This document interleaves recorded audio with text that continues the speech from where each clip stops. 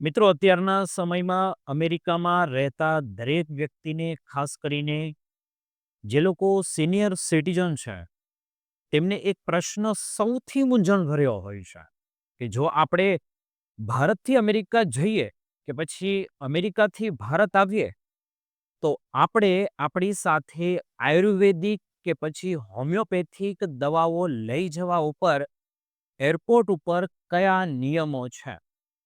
અને તેમાં પણ સૌથી મહત્વનો, આપણે કોઈ એવી દવા છે જે કે આપણે તેમને પાવડર બનાવેલો છે ને ઘરે જ આપણે તેમને બનાવ્યો છે, તો તેના પર શું નિયમો લાગુ પડે છે? ખાસ કરીને 2026માં અત્યારે આપણે ભારતથી અમેરિકા જઈએ છીએ, તો TSA શું કહે છે? અમુક વસ્તુઓની આપણે વાત કરીએ તો આયુર્વેદિકની દવાઓમાં અને હોમિયોપેથિકની દવાઓમાં ઘણા બધા નિયમો આવ્યા છે. હવે તમે વિચારો કે તમે આયુર્વેદિકની એક નાની ડબ્બી કે પછી એક નાની બોટલ સાથે લઈ જાઓ છો, તે કદાચ તમને હજારો ડોલર સુધીનો દંડ કરાવી શકે છે. અને અમેરિકાના એરપોર્ટ પર કસ્ટમ અધિકારીઓ દ્વારા કલાકો સુધી તમને પ્રશ્નો પણ પૂછવામાં આવી શકે છે. આજે હું તમને જે માહિતી આપવા જઈ રહ્યો છું, તે માત્ર એરપોર્ટ પર આયુર્વેદિક અને હોમિયોપેથિક દવાઓના નિયમ વિશે છે. આ માહિતીથી તમારે ક્યારેય પણ ભવિષ્યમાં દંડ નહીં ભરવો પડે અને આ માહિતી તમને ખૂબ જ મદદરૂપ થશે. મિત્રો, જો અમેરિકામાં રહો છો અને અમેરિકાને લગતી માહિતી તમારે જોતી હોય, તો એકવાર આ ચેનલને સબસ્ક્રાઇબ કરી લેજો, કારણ કે જે લોકો અમેરિકામાં રહે છે એના વિશે તેમને જે પણ માહિતી આવતી હોય, જેવા પણ અપડેટ આવતા હોય છે ઇમિગ્રેટ્સના, તે હું આ ચેનલ ઉપર અપલોડ વિડીયો બનાવું છું, કરું છું. તો સબસ્ક્રાઇબ જરૂર કરજો. હવે આપણે વાત આગળ કરીએ કે અમેરિકા એટલે કે USA માટેના નિયમો અન્ય દેશો કરતા ઘણા અલગ અને કડક પણ છે. ખાસ કરીને જ્યારે આપણે આયુર્વેદિક અને હોમિયોપેથિક દવાઓની વાત કરીએ છીએ, ત્યારે કસ્ટમ એન્ડ બોર્ડર પ્રોટેક્શન એટલે કે CBP અને FDA ખૂબ જ સતર્ક રહે છે. તમારે સૌથી પહેલા એ સમજવું પડશે કે તમે ગમે તેટલી દવાઓ સાથે નથી લઈ જઈ શકતા. તેની એક મર્યાદા નક્કી કરવામાં આવી છે. તમે તમારા વ્યક્તિગત ઉપયોગ માટે વધુને વધુ 90 દિવસની એટલે કે 3 મહિનાની જ દવાઓ સાથે તમે રાખી શકો છો. જો તમારી પાસે આનાથી વધુ માત્રામાં દવાઓ મળી આવશે, તો તે જપ્ત કરી લેવામાં આવશે અને પૂરી તેમની શક્યતા પણ છે. અને તેની પાછળનું કારણ એ છે કે અમેરિકન સત્તાવાળો એવું માને છે કે વધુ માત્રામાં લાવવામાં આવતી દવાઓ કદાચ તે વેચાણ માટે હોઈ શકે છે, જે એક રીતે ગેરકાયદેસર માનવામાં આવે છે. આ માટે તમારે ખાસ દસ્તાવેજીકરણની જરૂર પડશે.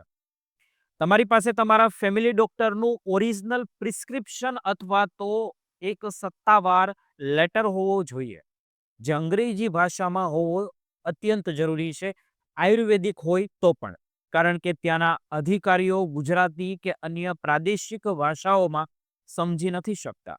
આ પત્રમાં તમારું નામ, દવાનું નામ, ડોઝ અને તમે કઈ બીમારી માટે આ દવા લ્યો છો તેમની સ્પષ્ટ વિગતો હોવી જોઈએ. એક ખાસ વાત જે તમારે ગાંઠ બાંધી લેવાની છે, તે છે દવાઓને ક્યારેય પણ છૂટી ન કરવાની, અન્ય કોઈ ડબ્બીમાં ભરીને નથી લઈ જવાની. તેને હંમેશા તેના મૂળ પેકેજિંગમાં જ એટલે કે કંપનીના બોક્સમાં કે પછી શીશી હોય તો તેમાં જ રાખવી જોઈએ. અને જ્યારે તમે કસ્ટમ ફોર્મ ભરો, ત્યારે તમારે પ્રામાણિકતાથી જાહેર કરવું જ જોઈએ કે તમારી પાસે દવાઓ છે અને આ રીતે છે. જો તમારી આ માહિતી તમે છુપાવશો અને તપાસ દરમિયાન દવાઓ પકડાશે, તો તે તમારી મુસાફરી માટે મોટું વિઘ્ન બની શકે છે. હવે આપણે ખાસ આયુર્વેદિક દવાઓ વિશે વાત કરીએ. જ્યારે તમે ભારતથી અમેરિકા જતા હો અને લોકોમાં ખૂબ જ લોકપ્રિય છે કે FDA આયુર્વેદિક ઉત્પાદનોને સીધી રીતે દવા તરીકે નથી ગણતું, પરંતુ તેને ડાયરેક્ટ સપ્લિમેન્ટ અથવા તો હર્બલ પ્રોડક્ટ તરીકે તે લોકો જુએ છે. અહીં એક મોટી ચેતવણી એ છે કે આયુર્વેદિક દવાઓમાં ભારે ધાતુઓ જેવી કે પારો, સીસુ કે પછી આર્સેનિક હોવાના શક્યતાઓ વધી હોય છે, ખાસ કરીને જે દવાઓ ભસ્મ આધારિત હોય. જેમના પર FDA ખૂબ જ કડક છે, કારણ કે આ ધાતુઓ કિડની અને ન્યુરોલોજીકલ સમસ્યાઓ ઊભી કરી શકે છે. 2026માં FDA દ્વારા હર્બલ પાવડર અને ચૂર્ણ પર ખાસ તપાસ વધારવામાં પણ આવશે. જો તેથી તમે ચૂર્ણ કે પાવડર લઈ જઈ રહ્યા હો તો તે કંપની દ્વારા સીલ કરેલા પેકેટમાં જ હોવી જોઈએ અને તેની તમામ ઘટકોના નામ સ્પષ્ટ ભાષામાં લખેલા હોવા જોઈએ.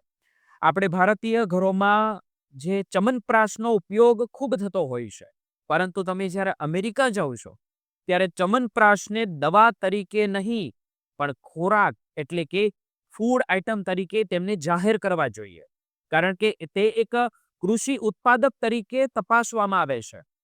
તે જ રીતે જો આપણે હોમિયોપેથિક દવાઓની વાત કરીએ તો તેને પણ FDA દ્વારા દવાઓ તરીકે જ ગણવામાં આવે છે, પરંતુ FDA દ્વારા માન્યતા પ્રાપ્ત હોતી નથી. હોમિયોપેથિક દવાઓમાં ઘણીવાર પ્રવાહી એટલે કે લિક્વિડ ફોર્મ હોય છે, જેમાં આલ્કોહોલનું પ્રમાણ પણ હોઈ શકે છે. આવી સ્થિતિમાં ટ્રાન્સપોર્ટેશન સિક્યુરિટી એડમિનિસ્ટ્રેશન એટલે કે TSA ના નિયમો ત્યાં લાગુ પડી જાય છે. જો તમે તમારી કેબિન બેગમાં લિક્વિડ દવાઓ રાખવા માંગતા હો તો તે 100 મિલીથી ઓછી હોવી જોઈએ, તો એટલી ચાલે, 100 મિલી જેટલી, અને તેને પારદર્શક બેગમાં જ રાખવી જોઈએ. જો તમારી પાસે મોટી બોટલ હોય તો તેને ચેક ઇન સામાનમાં રાખવી વધુ હિતાવક છે. અને તેની ઉપર પણ લેબલિંગ સ્પષ્ટ દેખાવું જોઈએ, જેમાં દવાનું નામ અને તેની પોટેન્સી જેમ કે 200C કે પછી 30C જેવું લખાણ હોવું જોઈએ. વર્ષ 2026માં સુરક્ષાના કારણોસર તપાસની પદ્ધતિ વધુ ડિજિટલ અને કડક બની જશે. CBPએ હવે બાયોલોજિકલ મટીરિયલ્સ અને ફાર્મા આયાત પર ખૂબ જ ગંભીરતાથી તેમનું નજર રાખવાનું પણ શરૂ કર્યું છે.